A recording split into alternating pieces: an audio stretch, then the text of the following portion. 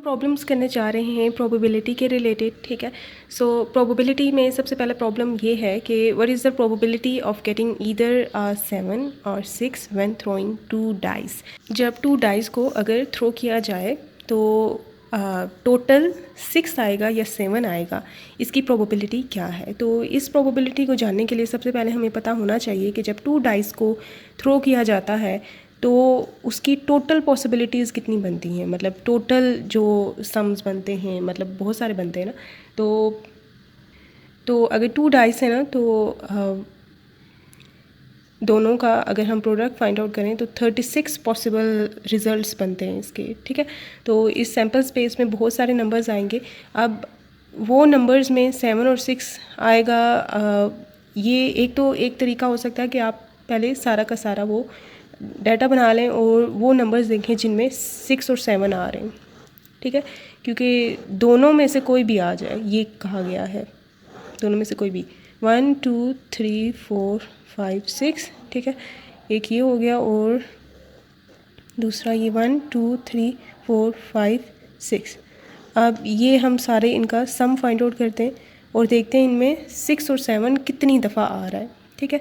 सबसे पहले हमने टोटल पॉसिबिलिटीज़ यहाँ पे की हैं, लेकिन यहाँ पे भी आ जाएंगी, ओके।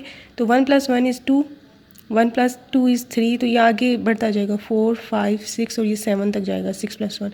तो यहाँ पहले मिनिमम सम निकालें और एक मैक्सिमम निकालें और इसके दरमियान जो नंबर आते हैं आप वो लिखते जाएँ। 2 + 1 = 3 और 2 + 6 क्या होता है 8, तो ये इसके दरमियान के सारे नंबर 2 3 4 5 6 7 और 8। तो ये आउटपुट्स हैं, अच्छा ये वाले आउटपुट्स हैं जो ये मैं इसमें ऐसे वेवी लाइंस कर देती हूँ। ये जो आएंगे ना रिजल्ट्स, ये आउटपुट्स होंगे। ये तो हमने डाइसिस के नंबर्स लिखे हुए जस्ट। तो ये 3 + 1 4 होता है और 3 + 6 क्या होता है 9। तो ये 5 6 7 8 9। 4 + 1 = 5, 4 + 6 = 10, तो ये 6 7 8 9 10। 5 + 1 = 6, 5 + 6 = 11, 7 8 9 10 11। 6 + 1 = 7 और 6 + 6 = 12, तो 12 तक ही जाएगी 7 8 9 10 11 12, ठीक हो गया। अब हमें ये गिनना है कि 7 कितनी दफ़ा आया है और 6 कितनी दफ़ा आया है, सेपरेटली देखते हैं।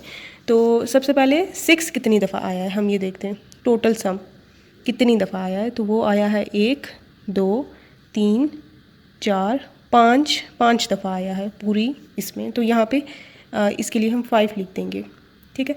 तो मतलब S ऑफ 6 लिख दें कि कितनी दफ़ा आया है, कि 6 कितनी दफ़ा आया है, वो 5 दफ़ा आया है, ठीक है। और उसके बाद हम देखते हैं कि 7 कितनी दफ़ा आया है, और 7 आया है 1 2 3 4 5 6 दफ़ा 7 आया है इस सब में। और टोटल हमारे पास कितना बना है ये आप गिन सकते हैं, ये 6 हैं और ये कॉलम हमने बनाए हुए हैं 6, तो 6 36 होते हैं टोटल। जो हमारे पास डाइसिस को फेंकने के बाद जो पॉसिबिलिटीज़ आई हैं वो हमारे पास टोटल, जिसे सैम्पल स्पेस कहते हैं, 36 उसका बना है। अब हमने प्रोबेबिलिटी फाइंड आउट करनी है कि या 6 आएगा या 7 आएगा, दोनों की कंबाइंड प्रोबेबिलिटी फाइंड आउट करनी है।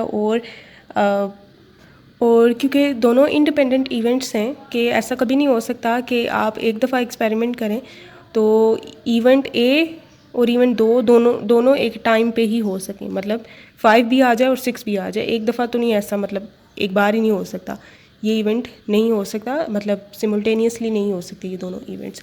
कुछ इवेंट्स होते हैं जो एक ही दफ़ा हो जाते हैं। फॉर एग्ज़ाम्पल आप इवेंट ए डिफ़ाइन कर दो कि वो नंबर्स आएँ जो 2 के मल्टीपल हों, ठीक है, 2 4 6, और आप कहें ऐसा इवेंट जो 4 के मल्टीपल हों, 4 8 लेट्स से।